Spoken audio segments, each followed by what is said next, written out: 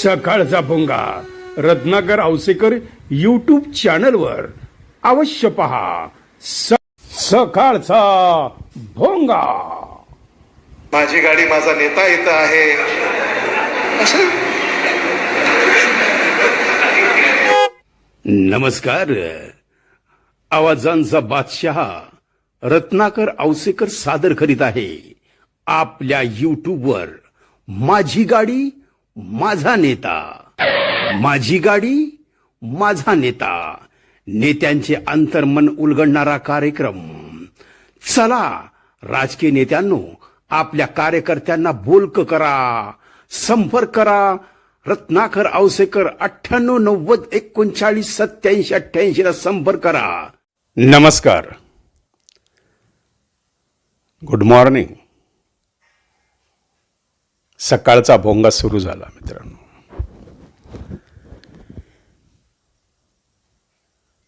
उठा उठा दिवाळी आली, उठा उठा दिवाळी आली, मोती साबणाची वेळ झाली, अशी एक जाहिरात गेल्या 35-40 वर्षापासून आपण ह्या दूरदर्शनवर पाहतोय मित्रांनो।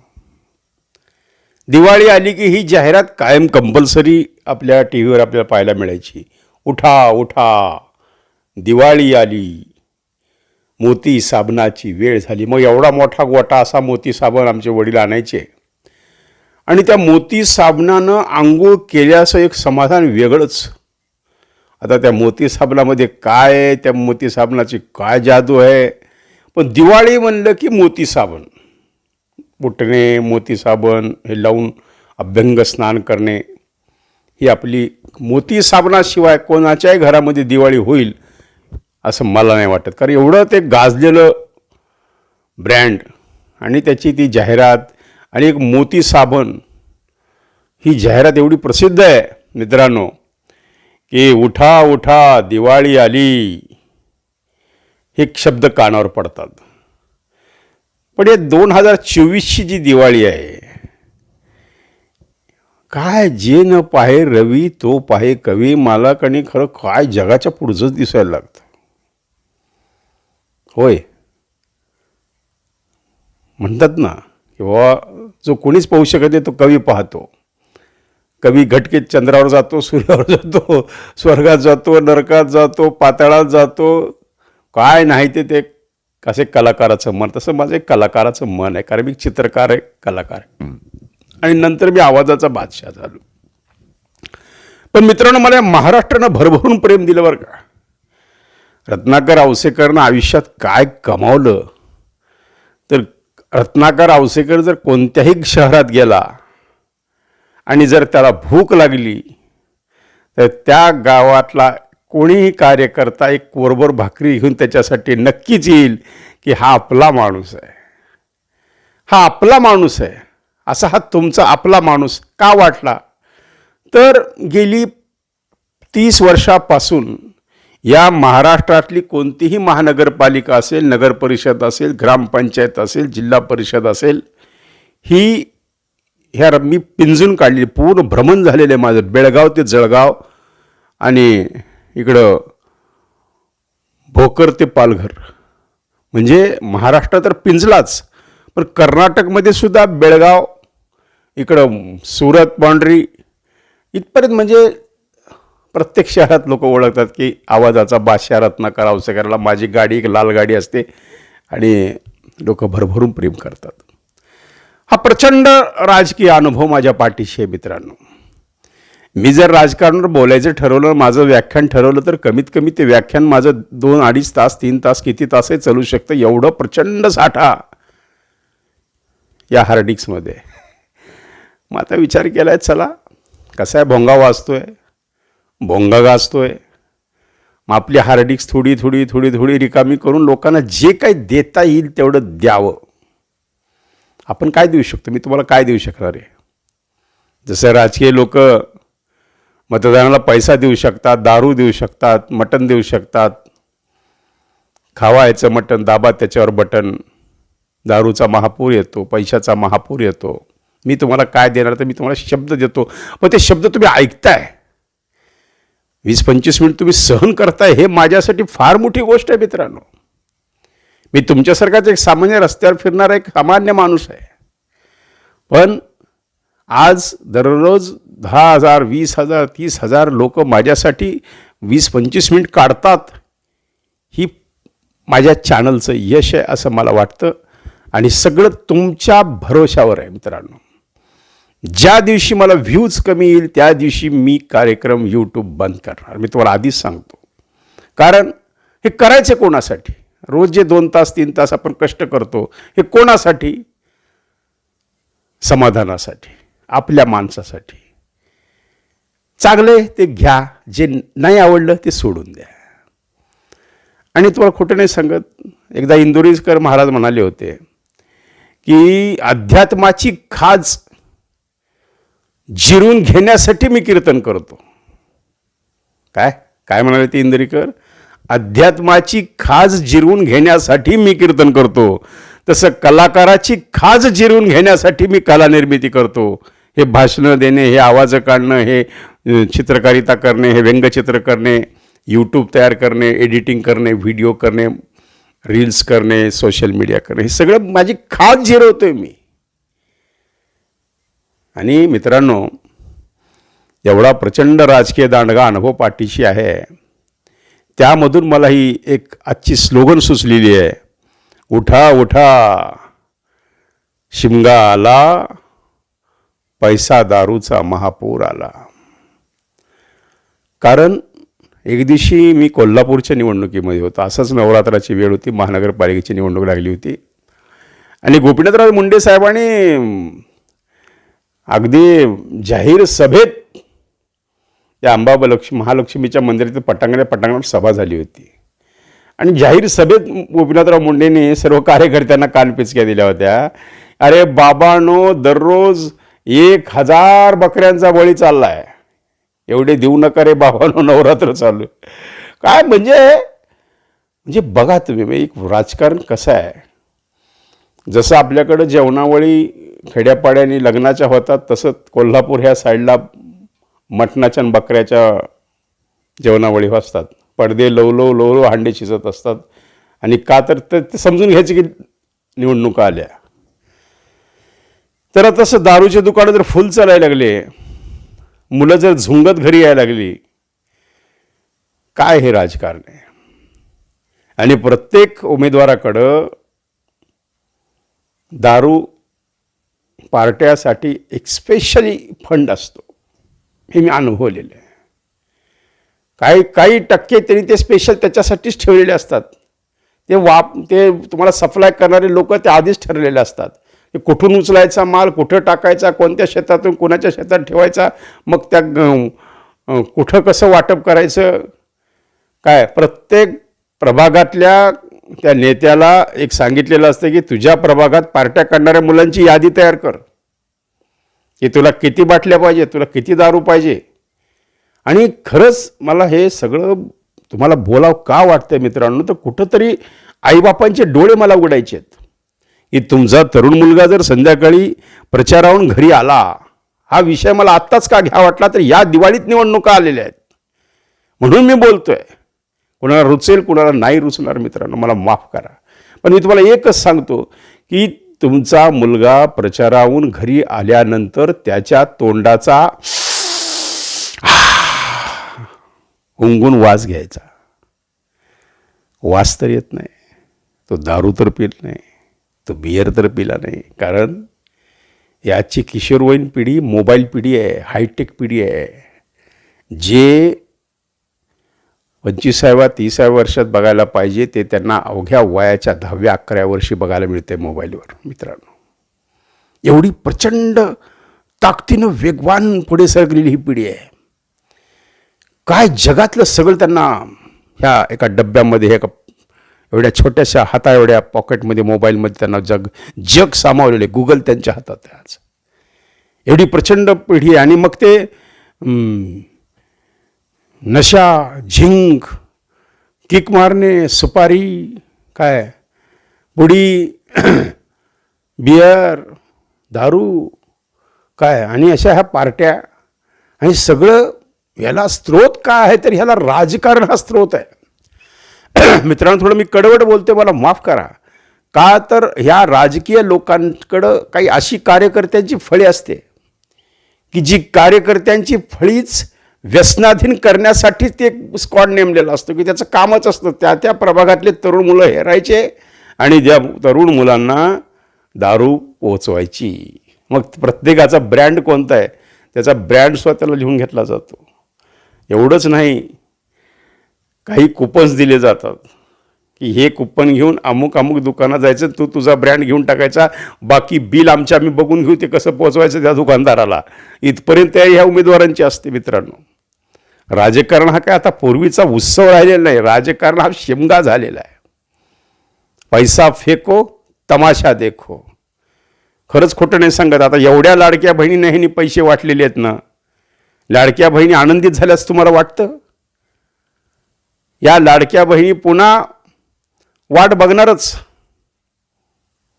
खरंच खोटं नाही सांगत. मी तुम्हाला स्पष्ट बोलतो की ह्या लाडक्या बहिणी पुन्हा वाट बघणार की कोणत्या नेत्याचा कधी कुठं निरोप येतो की इकडं जाहीर सभा आहे, तिकडं जाहीर सभा आहे, की पुन्हा अजून कोण किती देतोय काय नाही. सगळ्या हजारोच्या गप्पाचा एक मताचा रेट 10,000 रुपये, 5,000 रुपये रेट निघतो. 500 पासून रेट चालू होतो मतदानाचा, मतदान खरेदीचा. आता हे सरकार भरपूर म्हणतं की आम्ही आळा घातलाय, की मतदान विकू नका, ते पाप आहे. हे सगळं जे काय आहे भाषणबाजी आहे मित्रांनो. पण सत्य जर परिस्थिती पाहिली तर ही सत्य परिस्थिती अत्यंत वेगळी आहे. याचा गांभीर्याने विचार सर्व मतदारांनी करायचा आहे. एक लक्षात ठेवा, सगळ्यात जास्त भ्रष्टाचारी तो सगळ्यात जास्त दारूचा महापूर वाहतो.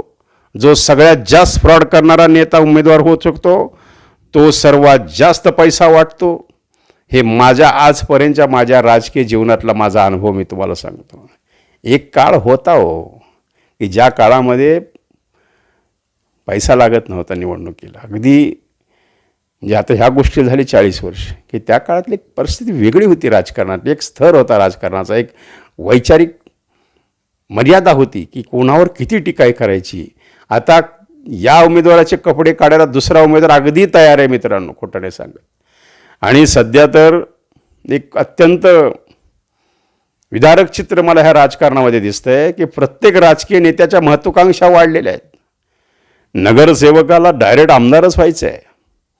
नगरसेवकाला डायरेक्ट आमदारच व्हायचं आहे. लगेच त्याला तुम्ही बघा, तुम्ही ते नूतन नगरसेवक जे झालेले असतात त्यांचं लगेच राहणीमान बदललेलं असतं.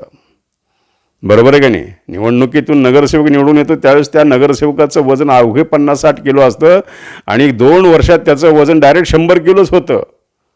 हातात सोन्याचे कडे, हातात ब्रासलेट, गळ्यात, हे कुठून येतं हे सगळं? हे सगळं येतं कुठून? हा मला सुद्धा प्रश्न पडला 40 वर्षात. मला कळालं नाही की हे सगळं येतं कुठून. पण म्हणतात की राजकारणात पैसा भरपूर आहे, फार सोयीचा धंदा आहे. 5 लगाव 50 कमाव, बस असा धंदा आहे. त्यामुळे इथं हौशे गवशे नवशे गुंड सुंड, गावातला छोटा छोटा गुंडसुद्धा लगेच ते आता आजकाल शिवाजी महाराज दाढी कट असा आलेला आहे. आता जो प्रत्येकाच्या पोरं बघा तुम्ही, आता प्रत्येकाच्या घरात एक दाढीवाला आहेच. काय फॅशन झाली, जबरदस्त आहे. म्हणजे काय ते वर बुचडा बांधणे, समोर दाढी वाढवणे काय, आणि निघाली आपली तरुण पिढी पुढच्या आपल्या देशाचे भावी भविष्य आज कुठे आहे? डाब्यावर आहे, दारू प्यायला लागला आहे. देशाचं भविष्य कुठे आहे? दारू पितोय. काय काय नाही ते उद्योग सुरू आहेत. आणि मित्रांनो, तुम्हाला खोटं नाही सांगत मी तुम्हाला की हे सगळ्याचा स्रोत काय आहे? त्या तरुण मुलाच्या 16व्या वर्षी, 15व्या वर्षी, 14व्या वर्षी त्याच्या जिभेला बिअरचा स्पर्श होतो कधी? तर एक तर लोकसभा निवडणूक, एक तर विधानसभा निवडणूक, एक तर महानगरपालिका निवडणूक, एक तर नगर परिषद निवडणूक, एक तर ग्रामपंचायत निवडणूक किंवा जिल्हा परिषद निवडणूक. कोणी कोणत्याही व्यसनी माणसाला विचारा, तुला तोंडाला दारूचा स्पर्श कधी झाला तर तो सांगतो अमुक अमुक निवडणूक होती. मग मित्र म्हणला चला ढाब्यावर, बस आयुष्यात त्यावेळेसपासून मस्त एन्जॉय चालू आहे. पण हा एन्जॉय घातक आहे मित्रांनो. राजकारणाचा राजकीय तमाशा 4 दिवसाचा, एक लक्षात ठेवा. हे लोक तुम्हाला आज पाचतील, तुम्हाला येणाऱ्या मतदानापर्यंत 20 तारखेपर्यंत तुम्हाला हे लोक चहा पाणी दारू सगळं काय पुरवतील. पण 21 तारखेला तुम्ही ह्या डगल्यांच्या, ह्या पांढऱ्या कपडेवाल्यांच्या, ह्या राजकीय पुढाऱ्यांच्या दारात गेलात की तुम्हाला ओळखणार सुद्धा नाही येते. लक्षात ठेवा कोण आपण, चिठ्ठी पाठवामध्ये. आणि 20 तारखेपर्यंत एवढं गोड बोलतील तुम्हाला, एवढं गोड बोलते की तुम्हाला हो हो साहेब आपलेच आहेत. पण ते साहेब फक्त तुझ्या मतदानाचे. लक्षात ठेवा, साहेबाचा डोळा तुमच्या परिवाराच्या मतदानावर आहे. साहेबाला आमदार व्हायचं आहे, साहेबाला विधानसभेत जायचं आहे, साहेबाला आवाज नाही उठवायचा, तर साहेबाला गुत्तेदारी करायची आहे. 4 गुत्तेदार पोसायचे आहेत आणि त्याच्यातून मिळणाऱ्या टक्केवारीमधून त्याला सत्तामधून संपत्ती आणि संपत्तीमधून पुन्हा सत्ता निर्माण करायची. मित्रांनो, म्हणून तर सांगितलं जातं विकासाच्या कोटीच्या गप्पा असतात. कुठे विकास? प्रत्येकजण सांगतो मी 5,000 कोटी आणलो. अजूनही डुकरांचं साम्राज्य, घाणीचं साम्राज्य, लेकरं सडकावर हागायला बसलेले असतात. जिकडे तिकडं वास, दुर्गंधी, रोगराई, काय पाणी मिळत नाही नळाला. म्हणजे एवढ्या भर पावसाळ्यात आज शेतात पाणी संपन्न गेले, पण नळाला पाणी अजूनही 8 दिवसालाच. ही परिस्थिती या राजकारणाची आहे. कारण एकदा तो मस्तवाल आमदार ज्यावेळेस आमदार झाला, तो जर एकदा विधानसभेत गेला की त्याला पुन्हा 4.5 वर्ष या शहराची आठवण. कोणत्या शहर, मी हे कॉमन बोलतोय, मी पूर्ण महाराष्ट्रासाठीचं माझं हे आजची सकाळचा भोंगा. मित्रांनो, अत्यंत पोटतिडकीनं मी तुम्हाला सांगतोय की तुमच्या तरुण पोराला कोणत्याही राजकीय पुढाऱ्याच्या हाताखाली काही चमचे असतात, त्या चमच्याच्या नादी लागू देऊ नका. मित्रांनो, खोटं सांगा, बर्बाद होऊन जातील हे लोक. कारण आता आजकाल मुलांना काय झालं, बेकारीची संख्या खूप वाढली आहे. बरोबर आहे, हाताला काम नाही. मग आता तुम्हाला खोटं नाही सांगत, तुम्हाला आता 1 महिनाभर मजूरसुद्धा मिळत नाही कामावर. कारण प्रत्येकाला काय हजेरी ठरलेली असते, 300 500. मग तिकडं काय कष्ट करतो, चल आमच्या मागं फिर, घाल गाड्यात गमजा, फिर आमच्या मागं. हे मी डोळ्यानं बघितलेलं आहे. अक्षरशः आता 15 दिवस महिनाभर बांधकामं बंद ठेवायची. मित्रांनो, कारण एवढं कसं आहे, एवढं सध्या माणसाला डिमांड आलेलं आहे. माणसं विकलं, हा माणसांचा बाजार आहे. राजकारण म्हणजे माणसांची खरेदी विक्री आहे. राजकारण म्हणजे कुठे, आता आपण पाहतो आमच्या लातूरला शनिवारी जनावराचा बाजार भरतो. बरोबर आहे, ते जीव इकडे तिकडे विकल्या जातात. तसा हा आता चालता बुरता हा करोडो रुपयाचा जीव अवघ्या 500-300 रुपयांचं चपटीबोटीमध्ये विकल्या जातो. मित्रांनो, हे अत्यंत घृणास्पद गोष्ट आहे. ही अत्यंत लाजिरवाणी गोष्ट आहे. या प्रगतशील या देशामध्ये जर अजूनही मतदानासाठी पैसे दिले जातात, पैसे घेतले जातात, अजूनही मतदानासाठी दारूचा पूर येतो. आणि म्हणून मी आजचं हे कॅप्शन केलेलं आहे, उठा उठा शिमगा आला, पैसा आणि दारूचा पूर आला. मित्रांनो, तुम्हाला आवडणार नाही की या दिवाळीत हा काय बोलतोय. पण मित्रांनो, आपलं काय ठरलं आहे, हे जे काही खोटं बोलायचे दिवसभर बोलायचं, पण सकाळच्या भोंग्यात मात्र खरं बोलायचं. मित्रांनो, मी तुम्हाला खोटं नाही सांगत, हे अगदी सत्य परिस्थिती मी अनुभवते. अहो, कित्येक उमेदवाराला, आता माझ्याकडे काही लोक मेमरीज तयार करायला येतात. उमेदवार असतात बघा, महानगरपालिकेला, ग्रामपंचायतला, नगर परिषदेला काही उमेदवार उभे असतात. आणि मी त्यांना विचारतो, आता तो त्याच्या गळ्यात स्कार्फ असतो भाजपचा. मी त्याला विचारतो की बोल, तुझ्या राष्ट्रीय नेत्याचं नाव काय? भाजपवाला म्हणतो राहुल गांधी. आणि ज्याच्या गळ्यात काँग्रेसचा स्कार्फ तो म्हणतो, मी त्याला विचारलं, बोला सरपंच, काय तुमच्या नेत्याचं नाव? नरेंद्र मोदी. अरे म्हणलं वेड्या, अरे ते BJPचे आहेत, हे काँग्रेसचे आहेत राहुल गांधी. म्हणजे त्याला एवढं सुद्धा माहीत, त्याला फक्त एवढं माहीत असतंय की आपल्याकडं पैसा आहे, आपण निवडणूक लढवायची, निवडून यायचं, गावचा कारभार हातात घ्यायचा, शहराचा कारभार हातात घ्यायचा, भ्रष्टाचार करायचा, टक्केवारी करायची, गुत्तेदार पोसायचे, तरुण पोरांना दारू पाजायची, आबाल लोकांना पैसे वाटायचे. गोरगरीब लोक असतात तो, त्यांना मला सांगा, त्यांना हे 1000-500 रुपयाचं फार कौतुक असतं. मित्रांनो, खोटं नाही सांगत मी तुम्हाला. आज कित्येकांना, आता खरं तर हे खूप चांगलं उपक्रम आहे शिंदे सरकारचा, की महिलांना लाडकी बहीण योजना त्यांनी काय ही बहीण चालली पाहिजे बरं का. पण योजना ही योजनेचा फंडा फक्त निवडणुकीपुरता जर वापरला तर शिंदे सरकार पुन्हा आयुष्यात या महाराष्ट्रामध्ये महायुती सरकार येणार नाही, लक्षात ठेवा. आता जर तुम्ही धोका दिला या महायुतीनं आणि या लाडक्या बहिणींना फसवलं तर यापुढे शिंदेंनी मतदान मागायला येऊन लोक गावात बोर्ड लावतील. कारण शिंदेंच्या नावानं मुख्यमंत्री माझी लाडकी बहीण योजना आहे. तुम्ही जर ही योजनेचा आर्थिक कारण सांगून, न्यायालयाचं कारण सांगून कुणाला तरी मुद्दामून न्यायालयात पाठवायचं, त्या स्टे आणायला लावायचा, ही योजना बंद करा, सरकार डब घ्यायला, हे होणार आहे लवकरच. एक माझा अंदाज आहे. हे किती दिवस देणार ते फुकटचा पैसा. आणि काय झालं, प्रत्येक घरात त्या लाडक्या बहिणीच्या योजनेच्या माध्यमातून भांडणं सुरू झालीत. पैसे खात्यावर पडल्या दारुड्या नवऱ्याचा तगादा असतो लाडक्या बहिणीला. जा ते पैसे काढून आण, मला पैसे पाहिजे. जा ते पैसे काढून आण, मला पैसे. कशाला पाहिजेत बेटा तुला पैसे? तर त्याला पैसे पाहिजे, त्याला आईश करायला दारू प्यायला. तर लाडक्या बहिणीचा पैसा सगळ्या दारूवाल्यांचा भरपूर धंदा व्हायला लागलेला आहे. त्यामुळं घरात भांडणं लागलेली आहेत. आणि तुम्हाला एक सांगतो तुम्हाला की फुकटचं जर कोणाला मिळालं तर कोणाला नको. मग आज बँकेच्या समोर ज्या रांगा तुम्हाला दिसत आहेत, आज आधार आपल्या सेवा केंद्राच्या समोर ज्या रांगा दिसतात, KYC करून घ्यायला, हे करायला, अपडेट करायला, इतक्या ज्या रांगा आहेत, आज सध्या खरंच ह्या लाडक्या बहीण योजनेने अनेकांची चांदी केलेली आहे.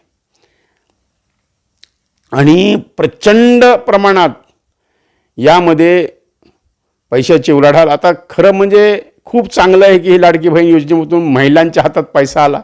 आज 5-5, 7-7 हजार रुपये आले. त्यामुळे सगळ्यांची दिवाळी गोड झालेली आहे. किराणाचे दुकानं चांगले चालले आहेत, कपड्याचे दुकानं चांगले चालले आहेत, साड्यांचा प्रचंड खप वाढलेला आहे. कारण अरे कधी नाही ते माझ्या मित्रांना सांगितले की एवढी गर्दी म्हणला साड्या घ्यायला की म्हणजे खरंच ह्या एका तर माझ्या मित्रानं शिंदेचा फोटोच लावला आपल्या त्याच्या दुकानामध्ये आणि लिहून ठेवलेलं आहे की लाडकी बहिणींनी यावे आणि साडी घेऊन जाणे. म्हणजे ही लाडकी बहीण एवढी गाजली आहे की तो मला, मी शिंदेच्या फोटोची रोज पूजा करतो. म्हणलं का रे बाबा? अरे तो मला त्यांच्यामुळं माझ्या रोज जिथं माझ्या 100 साड्या विकायच्या तिथं रोज 1000 साडी विकल्या चालली. म्हणजे बहिणींच्या हातामध्ये पैसा खुळखुळला. तर हे असं हे आता कोणी म्हणतंय हे प्रलोभन आहे, कोणी म्हणतंय हे निवडणूक फंड आहे, कोणी अजून काही म्हणून. पण काही असो, माता भगिनींच्या हातात पैसा खुळखुळला ही आनंदाची गोष्ट आहे.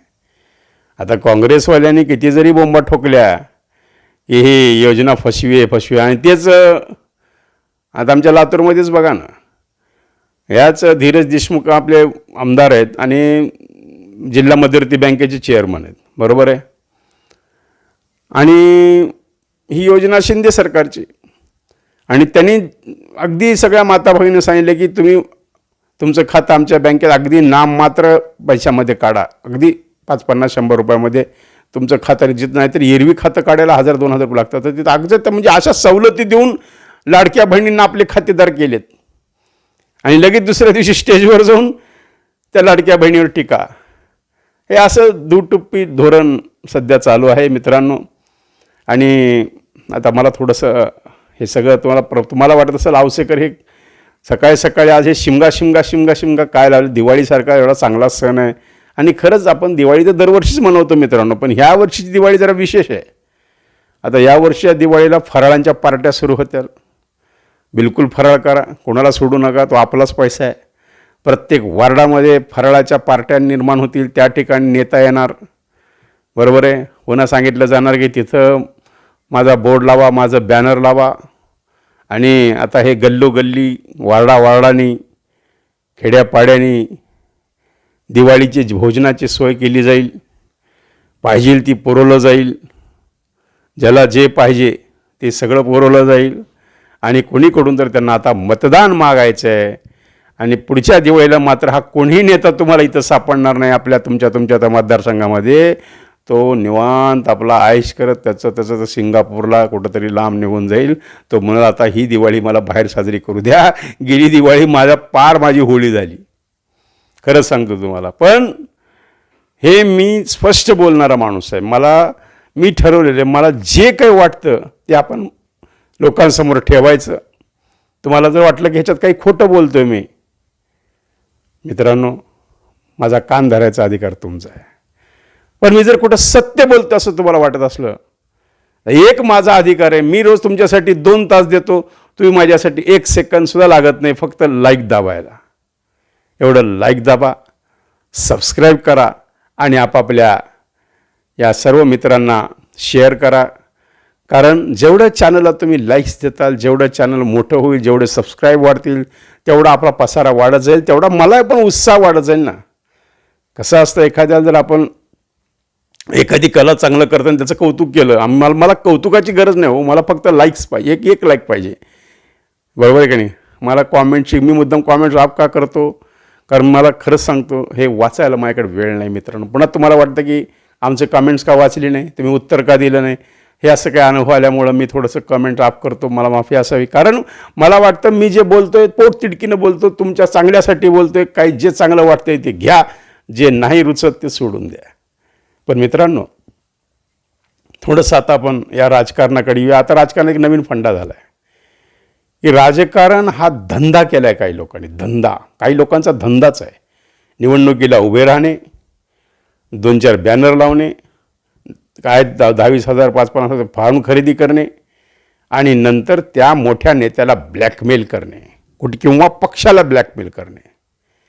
घोषणा करून टाकायची, मी मागं हटणार नाही, मी मागं हटणार नाही, लढाई आर पारची होईल. काय होत नाही, तो फॉर्म घेतो, नाटक करतो, फॉर्म भरतो. बरोबर आहे का नाही? आणि कदाचित त्या लेवलपर्यंत सुद्धा येत नाही, फॉर्मसुद्धा घ्यायची पाळी येत नाही. फक्त त्याच्या घोषणेनं पक्षश्रेष्ठी त्यांना बोलून घेतात, चलो आ जा इधर, काय झालं, मी लढणार, मला तिकीट पाहिजे, मी लढणार.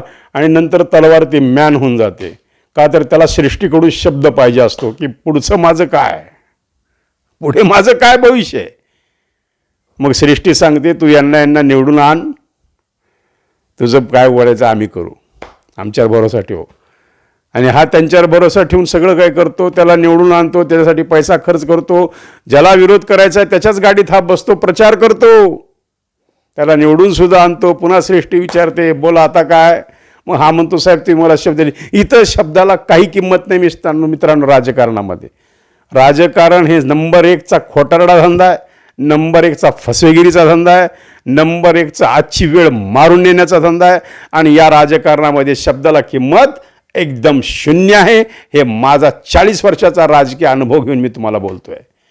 फक्त ती वेळ साधायची, त्या उमेदवाराला तिथं रोकायचं, तुला काय पाहिजे. मग तो म्हणणार, माझे 1-2 कोटी गेलेत, मी आत्तापर्यंत एवढा प्रचार केला, मी एवढं फिरलो, माझं असं. एक काय, तुझे किती पैसे आहेत, हे घेऊन टाक, चल हो मोकळं हो, आणि त्याला मोकळं कर, तू त्याला निवडून आण, चल बस त्याच्या गाडीत. हो, मी डोळ्यानं बघितलेलं आहे, हे मी कॉमन बोलतो आहे. हे सर्रास महाराष्ट्रात घडतं आहे की राजकारण काही लोकांचा धंदाच आहे. तुम्ही काही शहरामध्ये बघा, लोकसभा आली तोच उमेदवार, विधानसभा आली तोच उमेदवार, जिल्हा परिषद आली तोच उमेदवार, ग्रामपंचायत आली तोच उमेदवार. अगदी वार्डातल्या जो लोकसभेला उभा राहतो तो नगरसेवकाला सुद्धा उभा राहतो.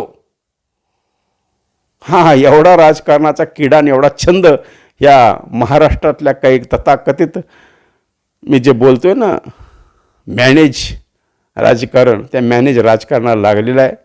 कारण काय झालेलं आहे, सध्या सगळ्यांना वाटतं की सगळ्यात जास्त नंबर 2 पैसा कोणाकडे असेल तर ह्या राजकीय लोकांकडे आहे.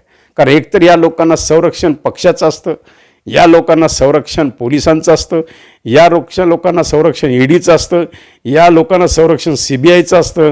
हे लोक मोकाट असतात. आता तुम्ही बघितलं असं ना, परवाच किती नोटा सापडल्या, बरोबर आहे का नाही, 5 कोटी नोटा सापडल्या. सगळ्या TVत आपण बघितलं. संजय राऊतनी तर आरोप केले की त्याचं 1518 कोटी होते. बाकीच्या नोटा कुठं तरी डोंगरात गेल्या माहीत नाही, पोचल्यासुद्धा तिथं काम सुरू झालं. म्हणजे हे पैसा फेको तमाशा देखो, 50 खोके एकदम ओके. आता खोके प्रत्येकाकडे पोचवायला, आता खरं तर हा कार्यक्रम तरी 1-2 महिन्यापूर्वीच करायला पाहिजे होता. सगळ्यांना माहीत होतं की हे उमेदवार आहेत त्यांचे, हे खोके याच टाईमला कशामुळे पाठवायला, मला हेच कळत नाही. खरं तर ही खोके पाठवायची ही वेळ नाही आहे. त्यामुळं खरं तर हे जरा कुठंतरी गणित चुकतं ह्यांचं मित्रांनो. आणि एवढं असं टी व्हीमध्ये आपण पाहतोय. म्हणून मला ती स्लोगन सुचली, मला माफ करा असल्यास दिवाळीसारख्या मंगलमय उत्सवामध्ये, मंगलमय सणामध्ये मी हे बोलतोय की उठा उठा, दिवाळी आली म्हणण्यापेक्षा उठा उठा, शिमगा आला, पैसा आणि दारूचा महापूर आला. सांगायला खेद वाटतो, खरं तर हे मला बोलायला नको वाटतंय, पण मित्रांनो काय करू, मला तुमच्याशी बोला वाटतं की जे आहे या सगळ्या हार्डिक्समधलं मोकळं करून टाकावं वाटतं. याचे चांगले परिणाम होऊ, याचे वाईट परिणाम होऊ. काही लोक मैत्री तोडतात, काही लोक मैत्री जोडतात, काही नवीन लोक फोन करतात, काही लोक फोनवर शिव्या देतात, काही लोक फोनवर कौतुक करतात. ही सवय झालेली आहे आता त्याचं काही वाटत पण नाही. नवीन नवीन थोडंसं वाटायचं, कुणी जर असं फोनवर बोललं करी हो काय बोलायला, थोडंसं मनाला वाईट वाटायचं. आता काय, आता सवय झाली, मी तर त्याला केअर करत नाही. काही लोक कौतुकही करतात, त्याचंही काही वाटत नाही. पण मित्रांनो मी ठरवलं, मी माझा भोंगा बंद नाही करणार. तुम्हाला दररोज थोडा त्रास द्यायला मिळणार. धन्यवाद. आवडलं तर लाईक करा, शेअर करा, आपल्या ग्रुपवर स्टेटस ठेवा, सबस्क्राईब करा, बेल आयकॉन दाबा आणि माझ्या चॅनलला मोठं करा. ह्याच तुम्हाला विनंती करतो. धन्यवाद.